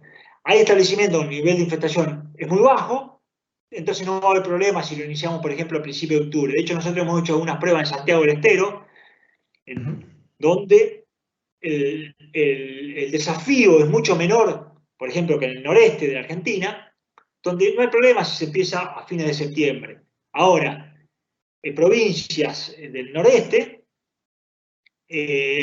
ya fines de septiembre, principio de octubre, es como estamos al límite. Por lo tanto, sí, siempre lo mejor es entre fin de agosto y mediados de septiembre. Bien. Porque ya, ¿qué pasa? Ya si se nos escapan teloginas, si hay el nivel de infestación, esa generación el nivel es un poco alto, se nos escapa y ya nos van a generar, ya quedan afuera del tratamiento y ya no la paramos más. Está bien. Está bien. Y hay una relacionada, estos tratamientos estratégicos pueden verse afectados o modificados cuando las garrapatas presentes puedan tener babesias, o sea, debido al mayor riesgo para los animales cuando no hay inmunidad. No sé si... Sí, acá yo no me quiero meter en temas que no son míos. Ok. Pero, no, te voy a hacer un comentario. Acá lo que estamos hablando es del control de un parásito y no manejar, es crítico, es muy importante no manejar, y yo creo que, bueno, ustedes han tenido aquí en este webinar, en este ciclo, de este webinar, ha habido charlas de tecnología de babesiosis y de anaplasmosis, y esto está escrito en la literatura y hay muchas difusiones, de que las enfermedades transmitidas por las garrapatas no hay que manejarlas con tratamientos acaricidas, van por otro lado. Porque es la inmunidad, lo que se llama la estabilidad enzótica, depende de distintos factores y nunca conviene hacer, hacer un manejo de las enfermedades transmitidas por los vectores con el control del vector en sí. Y, valga de vueltas, sin querer meterme en temas que no son míos, tenemos que aprovechar en Argentina que tenemos un instrumento muy importante que muchos países no lo tienen, son muy poquitos los que lo tienen, que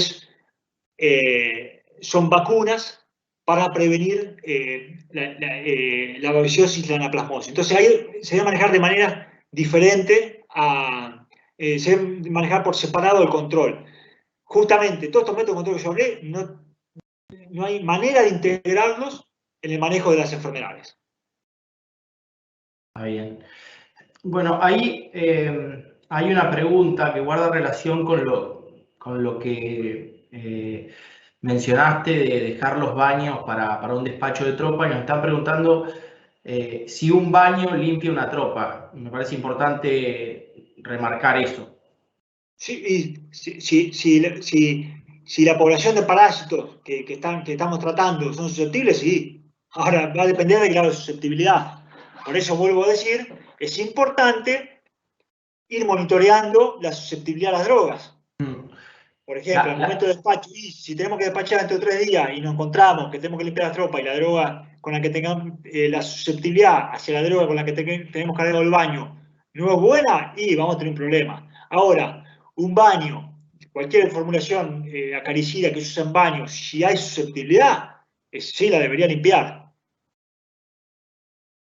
Está bien, yo la había entendido, Santiago, a veces necesitas de 2 baños dos Sí, baños con perdón. diferencia de 7 días para limpiar. La había entendido por ese lado, o sea, con un solo baño no estaríamos resolviendo la cuestión, ¿no? Exactamente, sí, no, perdón, yo no lo había entendido por ese lado. Exactamente, porque cuando tanto las larvas como la ninfa, cuando están mudando al siguiente estadio, van produciendo una exuvia, y eso muchas veces las protege de las drogas que toman por contacto.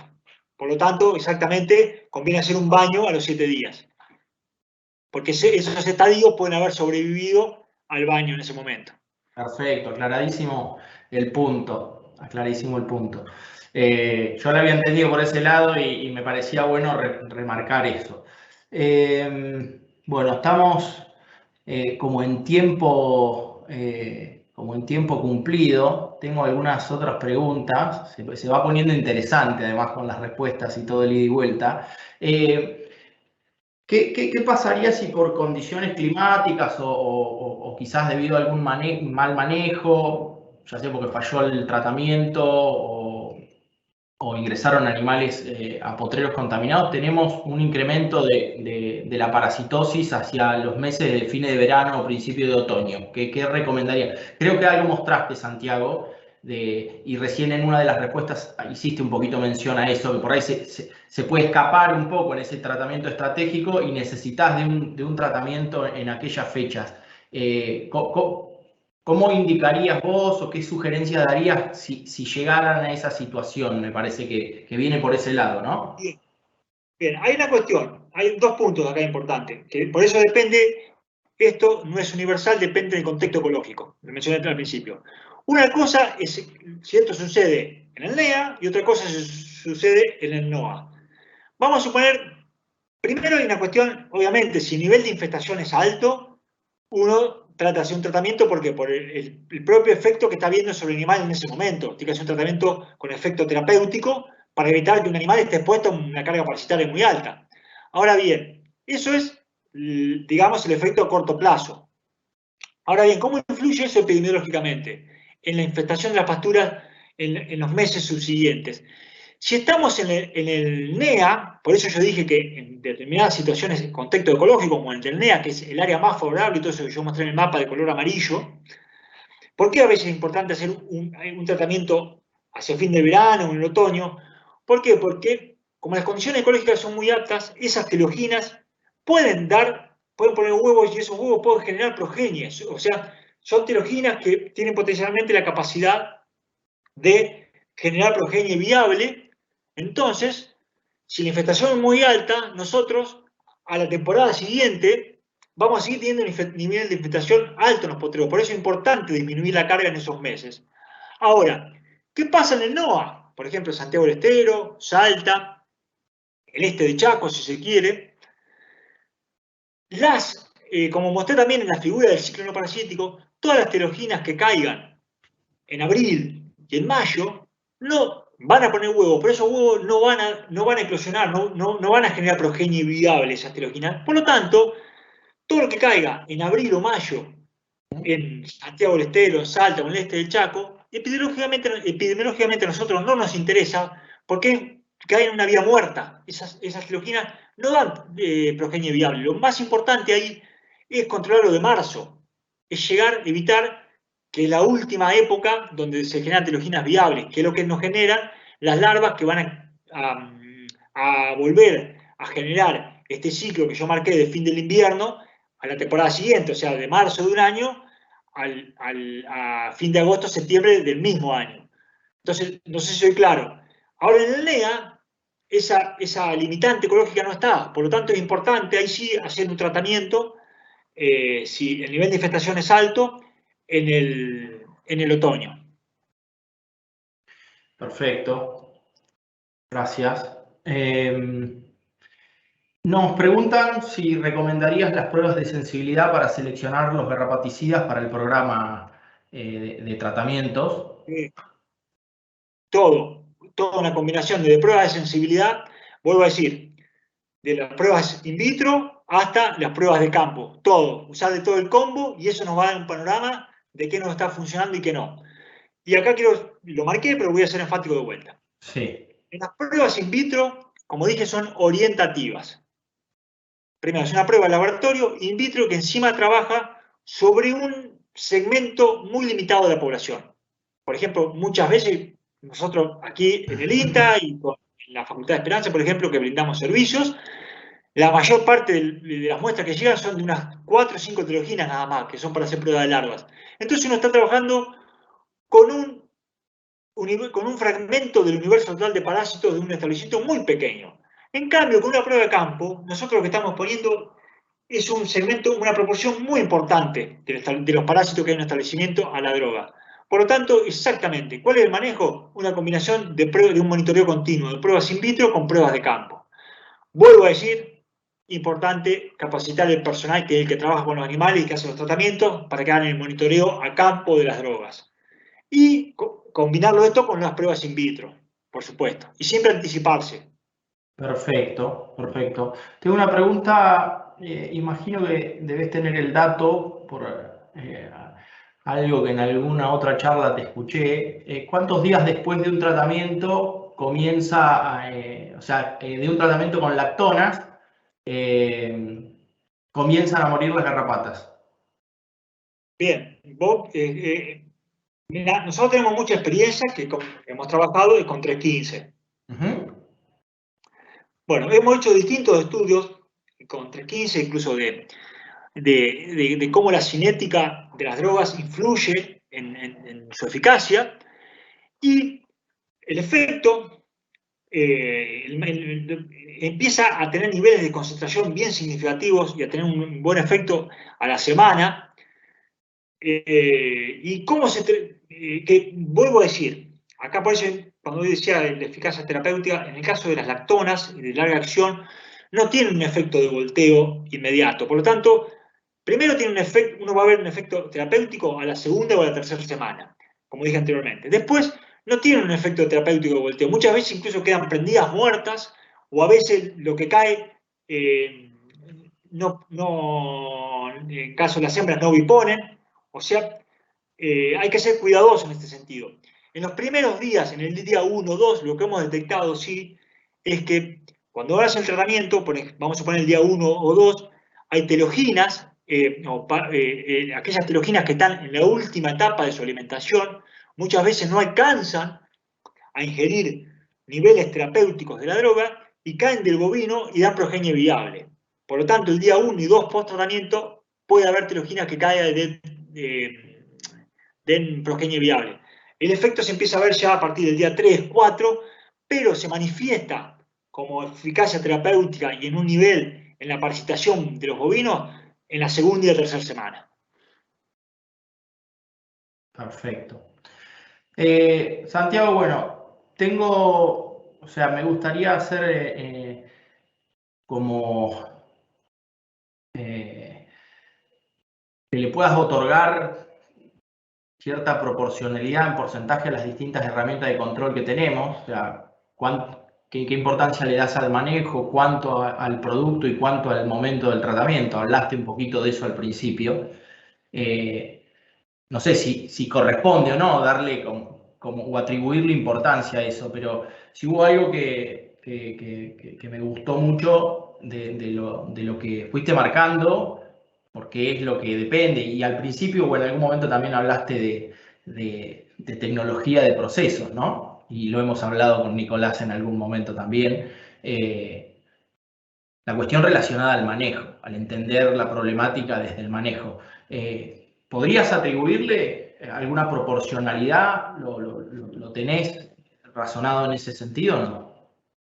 Mirá, no como mirá, en cuanto a proporcional, no como me lo planteas vos, pero sí como verás vos, son tres factores que si uno quiere hacer un manejo no solo eficaz y sustentable de prácticamente el único insumo que tenemos, que son los acaricidas químicos sintéticos,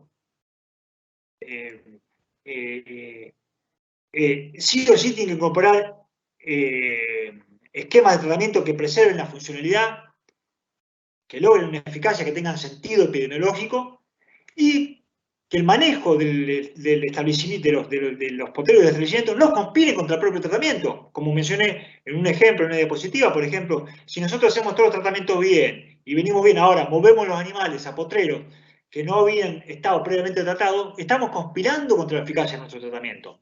Por lo tanto, el manejo, el insumo básico que tenemos, y yo no quiero hacer futurismo, pero yo hace muchos años que vengo estudiando y leyendo de otros métodos alternativos y después de décadas seguimos, el único instrumento concreto que tenemos disponible es el acaricida químico.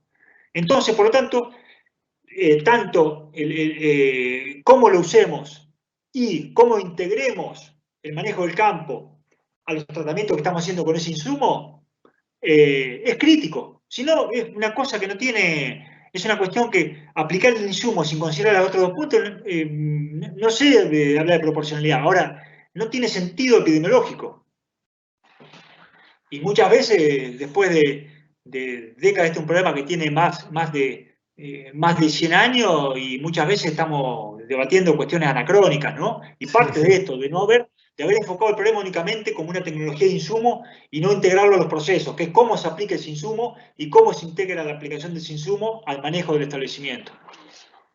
Perfecto, Santiago. Bueno, y te voy a hacer una pregunta que tengo ahí un intercambio en el chat, y para no esquivar el bulto, me parece que corresponde, si bien en algún momento la pregunta estaba direccionada a un sector que no nos correspondía, pero me preguntan sobre tu opinión o cómo considerás el uso de productos que mezclan 2 o 3 drogas o más principios activos? Y si eso es muy importante para evitar o favorecer resistencia. Imagino que debe venir con ese sentido la pregunta. Así que podés Bien, darnos tu opinión. con las combinaciones, con las mezclas, hay dos cuestiones a tener en cuenta. Primero, es la eficacia en sí de la combinación. Muchas veces la combinación nos permite lograr una eficacia que con una droga, con una monodroga, con una formulación base a con una formulación monodroga, no la tenemos.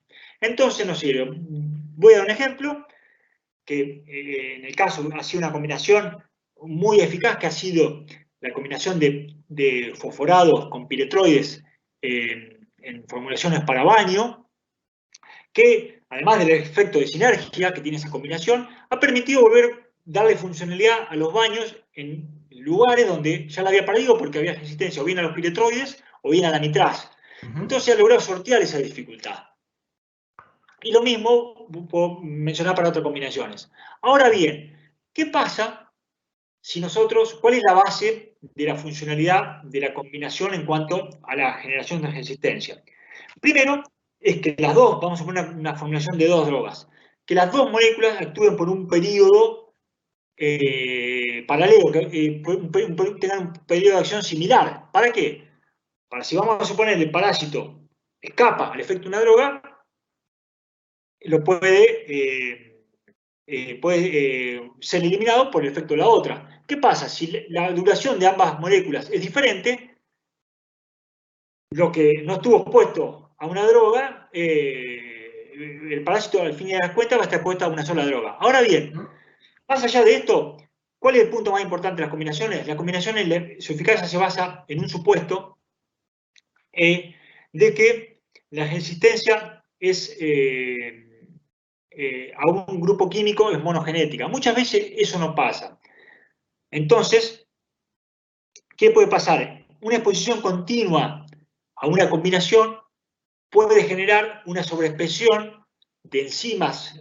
Parte de la resistencia no es genética, sino por detoxificación. Yo no lo mencioné anteriormente. Y muchas veces el uso de combinaciones genera una sobreexpresión de enzimas que tienen actividades de detoxificación a más de una molécula. Por lo tanto, genera resistencia. El uso sostenido de combinación en el tiempo puede generar resistencias a más de una molécula en simultáneo. Entonces, ¿a qué voy? El uso de la monodroga no es que está mal. Por ejemplo, decía, hay un ejemplo que patente que ha venido a solucionar un problema, que es la combinación de fosforado y piretroide para baños. Ha sido una gran innovación. Ahora bien, si nosotros lo usamos sostenida en el tiempo, lo que terminamos generando son resistencias a más de una molécula en simultáneo. Y lo mismo está pasando con combinaciones, por ejemplo, con avermectinas y otras moléculas, u otros grupos químicos. Si nosotros, en vez de usarlo en un momento puntual, lo usamos sostenidamente en el tiempo, lo que generamos es resistencia en simultáneo a más de una molécula. Está perfecto, Santiago, te agradezco. Sabés que lo hemos hablado desde el primer día que nos conocimos.